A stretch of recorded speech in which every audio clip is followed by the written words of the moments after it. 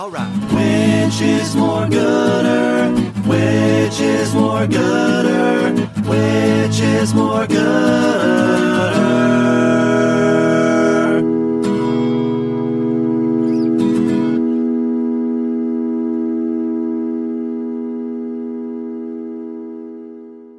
Hello, everyone. Welcome to the Which is More Gooder podcast. I am your host, Scott White, and I have a first-time guest on the show. Please introduce yourself. I'm Cassie Randall. Cassie and I, we are both part of the Houston improv scene. Yes. And when we met, she was very, very mean to me. What? I said I was a Dallas Stars fan, and she physically attacked me with a pipe. And I would for any Dallas Stars fan. I'd do it again. I know. No regrets. Usually on the Which is More Gooder podcast, what we do is we will take two separate entities and then compare them. Here we're going to do something a little different. We're going to do the 1982 movie Creepshow, which was an anthology.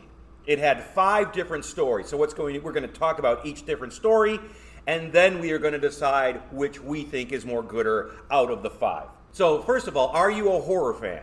Oh, absolutely. Okay. Did you know about Creepshow? I did not until you told me about it. Okay, so it came about, so a little backstory here. On your Facebook page, you posted, where is the worst place to find a roach? Yes. I believe. Yes. And people responding. And then I responded with a clip from the movie. And you were like, exactly. And once we get to that, if you've listened to this, you've probably seen Creepshow, but we'll talk about it when we get to that point. Yeah, so I was like, okay, well, if you haven't seen, I told you about the movie, and I'm like, let's do it. So that's why we're here. So are you a Stephen King fan? Not in particular. Okay. He can be good. You're absolutely right. He can be good, and he can also be very bad. Yeah. Okay. So, and are you familiar with George Romero's work? Okay. Yeah.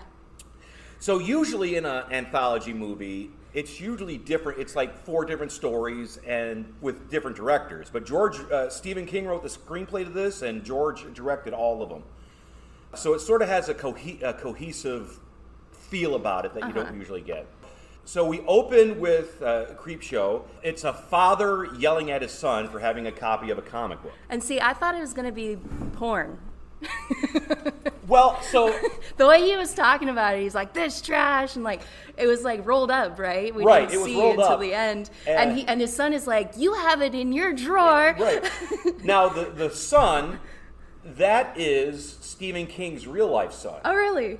Who goes by Joe Hill now. Does he want to disown the King name? I don't know. I guess it's like you want to make it on your own. Okay. Are you familiar with the movie, the Ethan Hawke recent movie Black Mask? Yes. He wrote that. No. Stephen King's son did? Yes, Stephen King's son wrote that. Okay. Son might potentially outdo father? Maybe. Is he going to keep going? I'll tell you what, if you take a picture, he looks exactly like his dad. Poor guy. Yeah.